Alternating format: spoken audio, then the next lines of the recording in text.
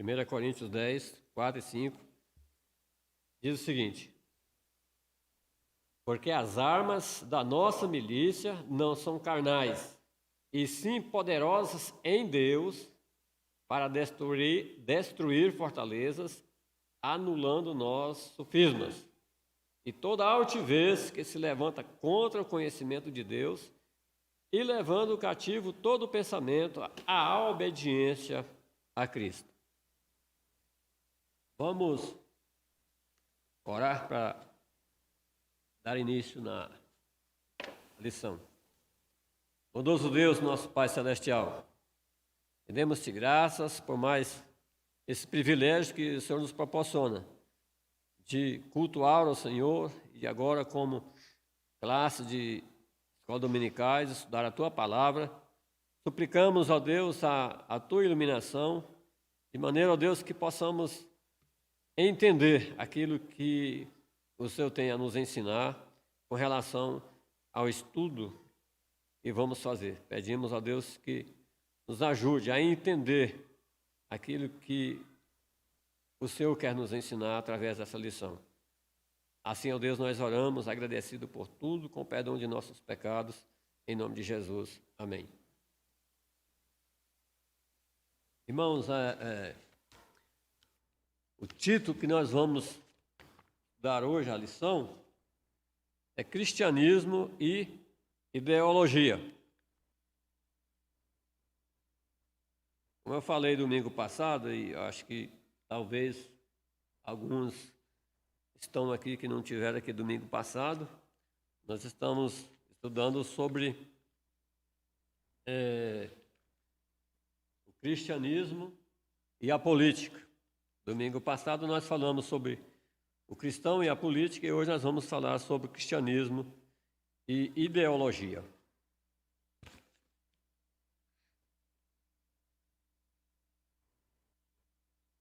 A ideologia, irmãos, ela tem uma certa ligação com a utopia.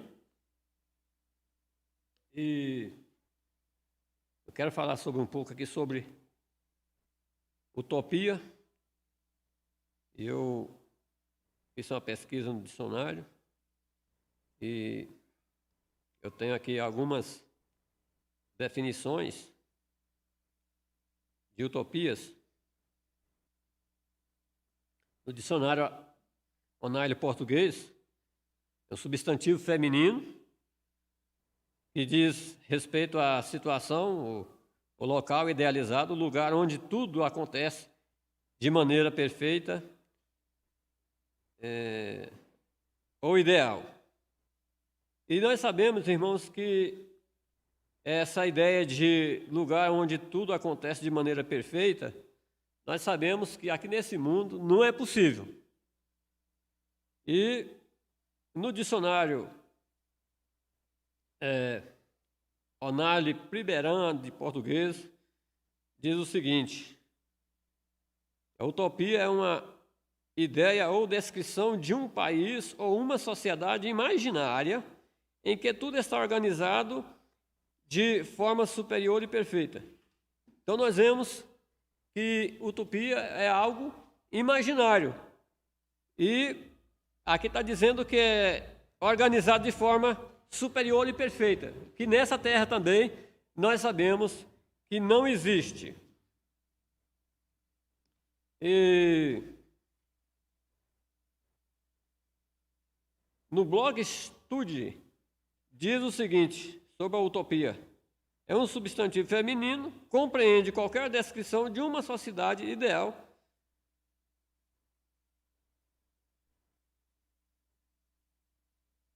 uma sociedade ideal. Essa sociedade ideal também é algo imaginário, porque nós não temos essa sociedade ideal. E, de acordo com a enciclopédia Wikipédia, esse termo utopia costuma ser utilizado para descrever uma sociedade imaginária que possui qualidades altamente desejáveis ou quase perfeitas. Então, mais uma vez, nós vemos que a utopia ela tem muita relação com a ideologia e que são coisas mais imaginário, não são coisas reais na vida, são algo fictício, como a ilustração que o pastor já nos apresentou antes. É interessante que o estudo que o pastor apresentou e tanto a ilustração tem assim muita relação com aquilo que nós vamos estudar aqui hoje.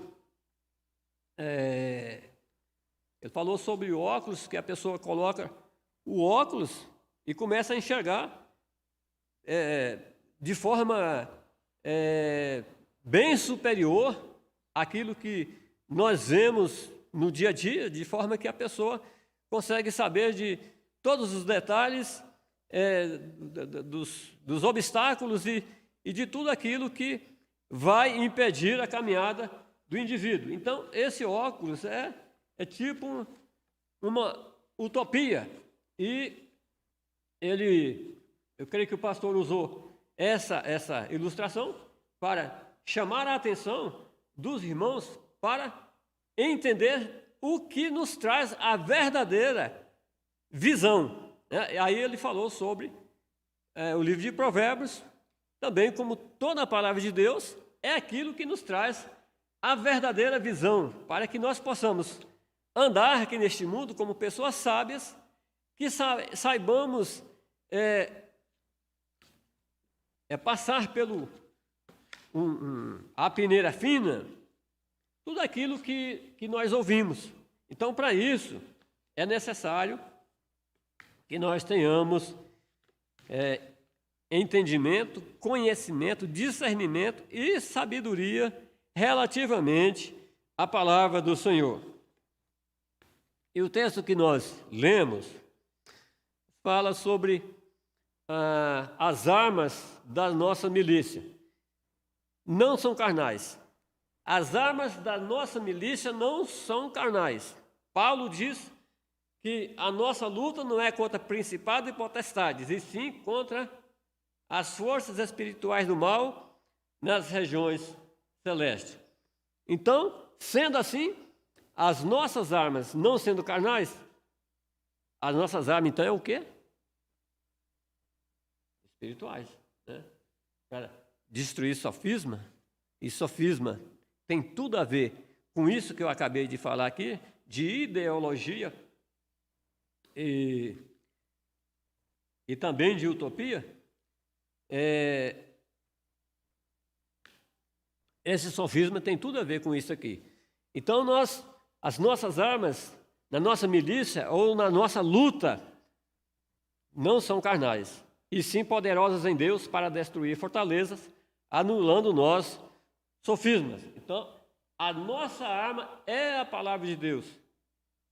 A nossa regra de fé e prática é a palavra de Deus, do Velho e do Novo Testamento, para que nós saibamos conduzir as nossas vidas neste mundo.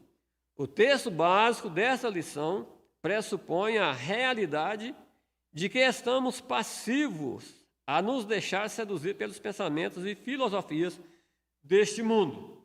Porque aqui nós estamos falando com relação a políticas.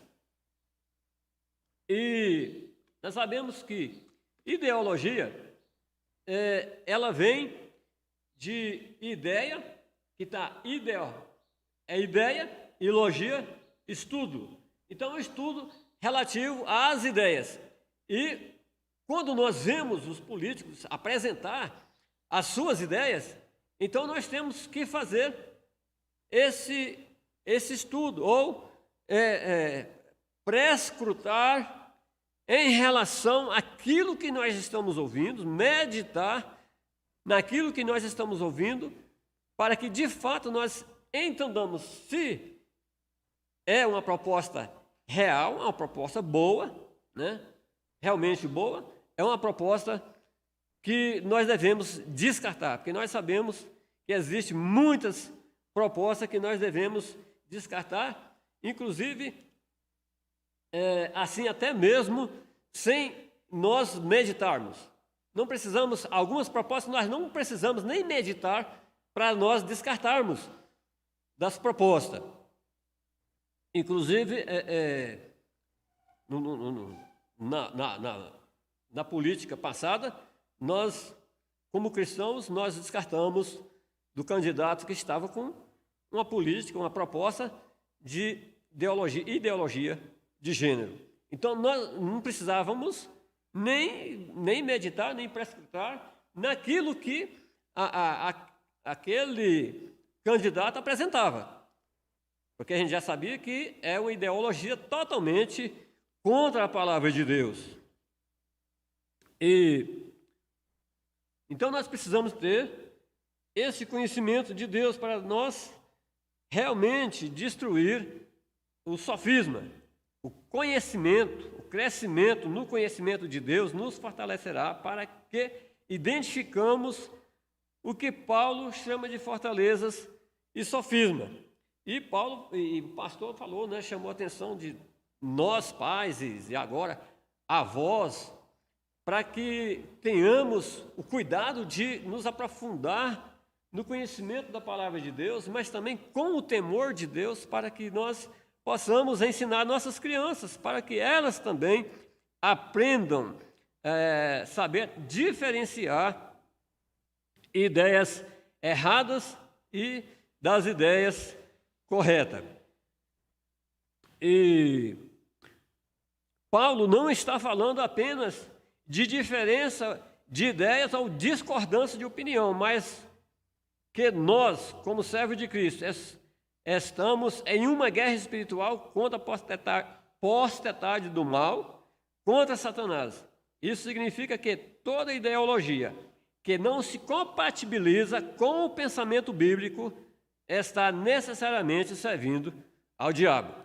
Então, aquilo que eu falei no domingo passado, que se as pessoas têm uma ideologia boa, que a gente vê que tem a ver com o ensino da palavra de Deus, vamos orar, vamos agradecer a Deus por esses políticos que têm essas propostas, mas também as pessoas que têm propostas que vêm de encontro à palavra de Deus. Então vamos repugnar, vamos rejeitar essas propostas. Então é necessário nós termos a sabedoria de Deus para que não venhamos cair nas ciladas do diabo. E Paulo, ele diz aqui, né, contra o sofisma, e ele diz ainda no versículo 5, e toda altivez que se levanta contra o conhecimento de Deus e levando o cativo todo o pensamento à obediência a Cristo.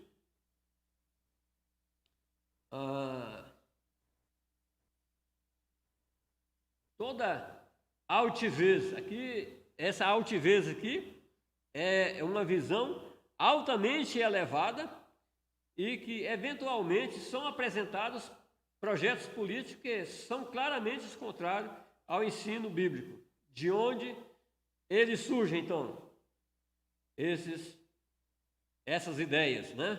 Como devem ser tratadas. Então, essas ideias surgem do próprio príncipe das trevas e essas ideias devem ser tratadas à luz da palavra de Deus para que nós não venhamos aceitar. E Paulo também fala sobre a obediência, como a sabedoria mundana pode se apresentar de forma cativante. E eu coloquei, aqui pede para dar algum exemplo, eu coloquei aqui um exemplo lá no Éden. Nós vemos lá no Éden, Satanás, através da serpente, ou usando a serpente, ela apresenta ali uma ideologia para Eva. Porque vamos ver aqui, irmãos, o que Deus falou para Eva no capítulo 2 de Gênesis. Capítulo 2 de Gênesis, no versículo 16 e o 17, diz o seguinte: E o Senhor lhe deu esta ordem: de toda árvore do jardim comerás livremente, mas da árvore do conhecimento do bem e do mal não comerás, porque no dia em que dela comeres, certamente morrerás. Agora vamos ver aqui o que Satanás disse para a mulher, através da serpente, no capítulo 3, até o versículo 3, 1 a 3, diz: mas a serpente, mais sagaz que todos os animais selváticos que o Senhor Deus tinha feito, disse à mulher: é assim que Deus disse: não comereis de toda árvore do jardim? Respondeu-lhe a mulher: do fruto das árvores do jardim podemos comer, mas do fruto da árvore que está no meio do jardim, disse Deus: dele não comereis, nem tocareis nele, para que não morrais. Aqui Eva já acrescentou uma frase aqui que Deus não disse. Aqui no versículo 17 do capítulo 2, se você for prestar bem atenção, Deus não disse para que não toqueis no fruto. E Eva disse aqui para Satanás para que não toqueis. Então, Eva, ela já começa a dar a ideia para aquilo que é errado. Ela não teve a sabedoria de meditar naquilo que ela estava ouvindo, porque Deus já tinha ordenado que não era para comer, e ela deu ideia a Satanás, e Satanás disse que não era aquilo que Deus estava falando. Não é que eles iam morrer, mas Satanás disse que quando eles comessem, eles seriam iguais a Deus, conhecedor do bem e do mal. Então aqui, uma mensagem totalmente cheia de pressupostos. E a mulher cai nesses pressupostos, pensando que ela ia ter conhecimento do bem e do mal, tem grande entendimento, igual a Deus, porque o diabo disse que ele seria igual a Deus. Mas o que estava por detrás disso é que ela não sabia da total desventura que ela teria com relação a esse projeto satânico. E nós vemos também, quando Jesus, com os judeus, fariseus, através de muitas atitudes e expressões dos fariseus, até mesmo assim, querendo julgar Jesus ou acusar Jesus de erros. Eles procuravam Jesus de uma forma assim, bem sutil, né? Como o caso daquela mulher que foi apanhada em adultério e foi levada à presença de Deus. Para muitas pessoas, aqueles homens estavam certos. Se a mulher estava errada, então ela tinha que ser punida. Mas qual é a motivação? A motivação não era combater o pecado. A motivação era pegar Jesus em prova. Então, motivação errada, isso é ideologia. O que os políticos fazem hoje é com muita motivação errada, mas apresentam o projeto deles de uma forma tão sutil, né? Essas motivações erradas que eles têm para enganar o povo. E depois que o povo vota, aí depois vem a calamidade, vem a falência, a miséria do país. Então, é por isso, irmãos, que nós devemos, como cristãos, ser participantes na política. Se não tivermos como ser candidatos e sermos pessoas lá do meio da política, usado por Deus para ajudar, mudar o contexto da política, o mínimo que nós devemos fazer é orar a Deus todo dia. Não é uma vez por semana, não, é todo dia, porque Paulo diz que nós devemos orar pelas pessoas que exercem autoridade do país para que nós vivamos vida mansa e tranquila, com todos respeito, e que também nós vivamos a vida de piedade, ou seja, que nós continuamos a ter esse direito de viver a nossa vida de piedade, pregando o Evangelho a todas as pessoas. Então nós, como servos de Deus, precisamos, de fato, ter esse cuidado de estar observando as propostas dos políticos. E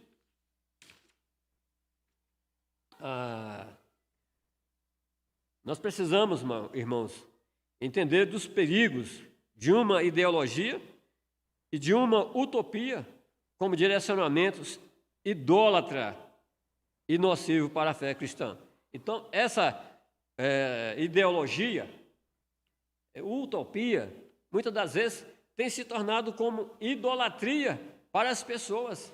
E as pessoas agarram essas ideologias, esses ensinos de utopia, que utopia é assim, bem, a grosso modo, utopia é um projeto irrealizável, é proposta mentirosa, ideologia que não tem fundamento com a palavra de Deus, é proposta totalmente mentirosa. E nós, como servos do Senhor, não devemos nos pactuar com certas propostas. Então, é necessário fazer aquilo que o pastor disse já na pregação, voltar para a palavra de Deus, né? Nós, como pais, que às vezes estamos negligenciando o estudo da palavra de Deus, voltar para a palavra de Deus e procurar ter bom conhecimento da palavra de Deus, inclusive o livro de Provérbios, que é um livro muito didático, que nos ensina tudo o que nós precisamos nessa vida e prevenir para que agimos de tal forma que não venhamos sofrer as desventuras que poderá nos acarretar quando tomamos decisões incoerentes com aquilo que Deus está nos ensinando. E o pastor, ele usou o exemplo da pessoa que é ingênua e ele usou também o exemplo da pessoa que não tem as suas faculdades mentais corretas ou certas, ou uma pessoa que tem o seu distúrbio psicológico, ele não age de acordo com a lógica, mas ele age de acordo com a lógica da própria mentalidade dele, que tem os seus distúrbios psicológicos. E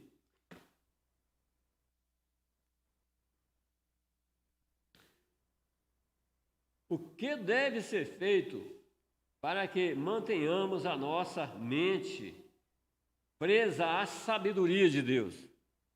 Então, o que nós podemos fazer, né, para ter a nossa mente presa à sabedoria de Deus? É justamente aquilo que o pastor já disse, né, na pregação. Devemos estar totalmente voltados para a palavra de Deus e buscando fazer aquilo que Paulo diz aqui no versículo, né? Toda altivez que se levante contra o conhecimento de Deus, levando cativo todo o pensamento à obediência de Cristo. Ou seja, Cristo obedeceu, Cristo cumpriu todos os requisitos que a lei exigia por causa de nós. Então, por causa da obediência de Cristo, e que cumpriu toda a lei, para que pudéssemos nos reconduzir a Deus.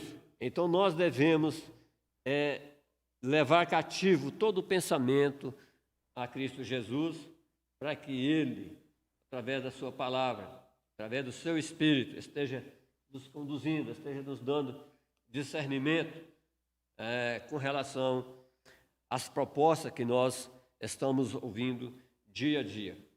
E interessante, irmãos, que eu não tinha pensado, mas o pastor estava pregando eu tinha pensado em casa assim, que as propostas nem sempre vêm através de palavras. E aqui eu vou levar no sentido mais amplo. As propostas que nós ouvimos, não só de político, mas de tudo aquilo que nós estamos enxergando, através de cartazes, através de figuras, através de vídeos que não apresentam palavra nenhuma, mas apresenta os seus gestos, as suas formas de agir sem nenhuma palavra para seduzir as pessoas. Então, nós precisamos estar atentos com relação a tudo isso. E muitas das vezes, através de palavras, a política não está falando nada a nós, mas às vezes através de um cartaz, às vezes que nem mesmo sequer tem palavra escrita no cartaz, mas simplesmente aquilo que está desenhado já é o suficiente para passar uma mensagem. E por isso nós precisamos, de acordo com a palavra de Deus, ter o conhecimento para que nós possamos discernir o certo e o errado. Então a lição, irmãos, nos ensina que toda ideologia, toda utopia, ela pode ser idólatra. E por se apresentar como uma solução na qual devemos colocar a nossa esperança. Então os políticos gostam de, independente de esquerda ou direita, quer apresentar suas propostas, né? Eu vou fazer isso, eu vou fazer aquilo, eu vou fazer isso, eu vou fazer aquilo, e acaba seduzindo as pessoas, atraindo, às vezes, muita gente e conquistando muitos votos, mas que, na verdade, as propostas deles não passam de ideologia, não passam de utopia, simplesmente suposições. Eles falam como se fosse totalmente verdade.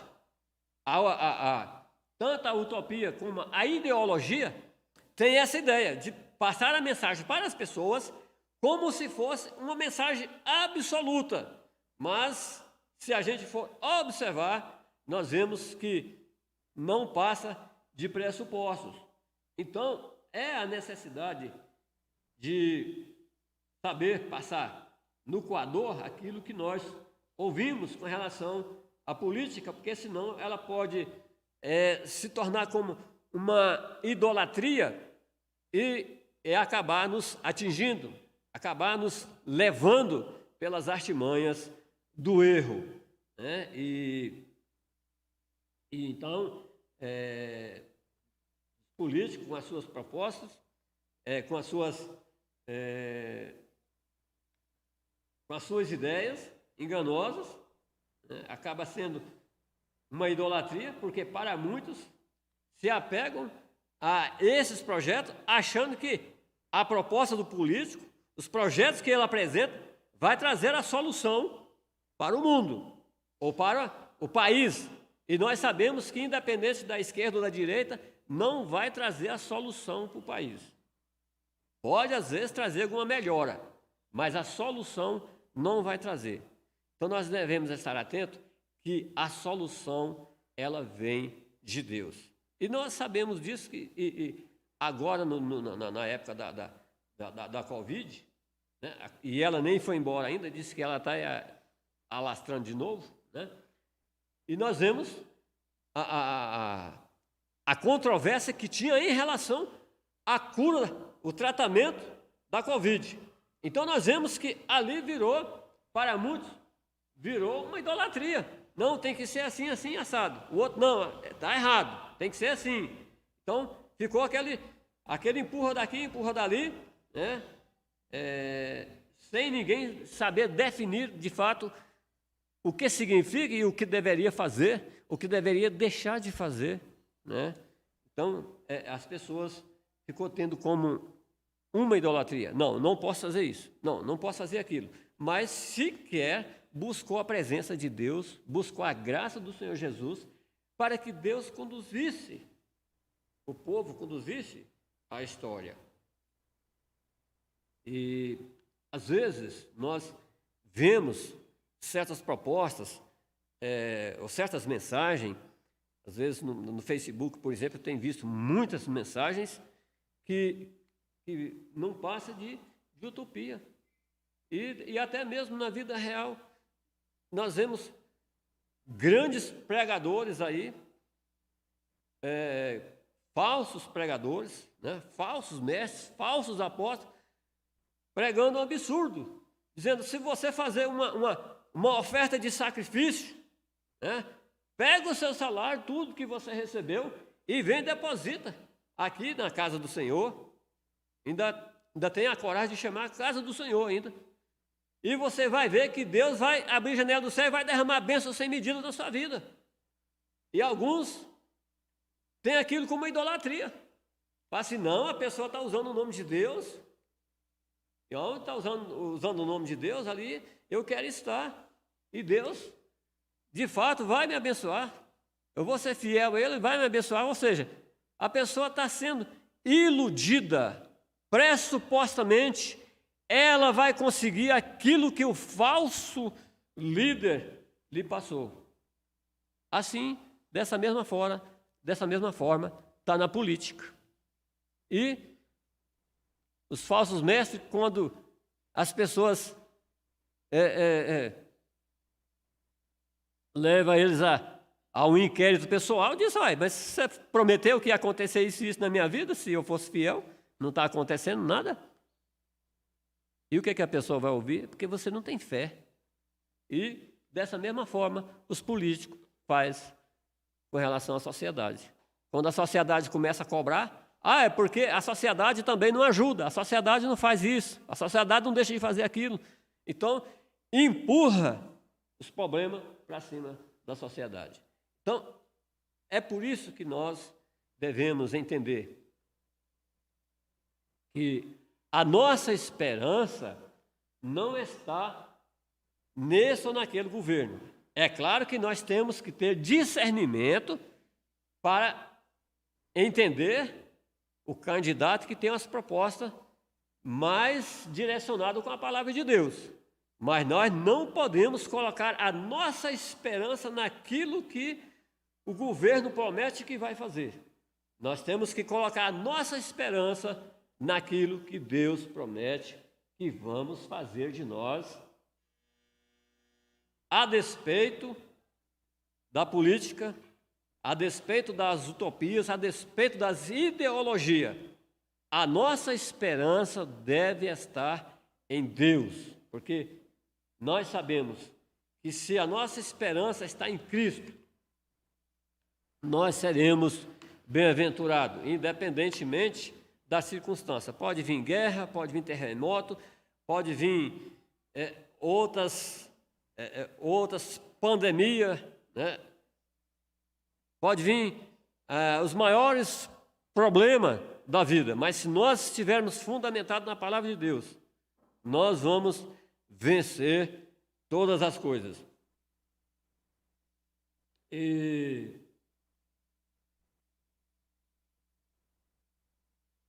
eu gostaria de saber com os irmãos. Primeiro eu quero fazer uma pergunta para os irmãos. Para serem bons candidatos, é preciso que esses candidatos sejam crentes? Não tem necessidade.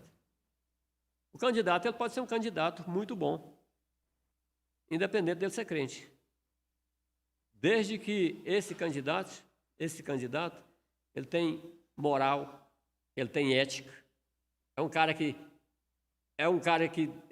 vive a ordem, vive o progresso, é uma pessoa que, ele não sendo evangélico, mas ele tem um certo temor de Deus, ou um temor a Deus. Então, o que nós devemos levar em consideração são essas qualidades. A pessoa, ele é honesto, ele é um cara moralista, ele tem ética de vida, é um cara do progresso, é um cara trabalhador, é um cara que luta para que o país ele se alavanca, que haja crescimento. Então, nós devemos olhar para o candidato são justamente essas coisas. Embora ele não seja um cristão, mas ele está fundamentado naquilo que a palavra de Deus defende.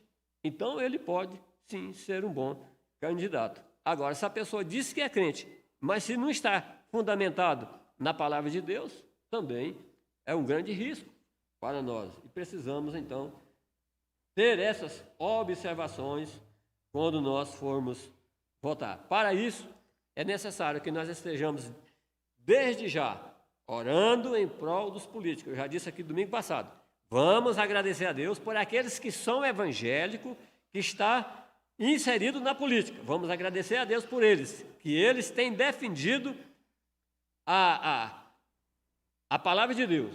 Vamos orar por eles, vamos agradecer. E vamos orar também para que Deus levante outras pessoas que estejam lá dentro para ajudar a conduzir o país na ordem e no progresso. Gostaria de se algum irmão tem alguma pergunta, tem alguma colocação? Caso não, vamos orar, vamos encerrar, né? Eu pedi ao irmão Diácono Luciano que ore para nós, para encerrar esse momento.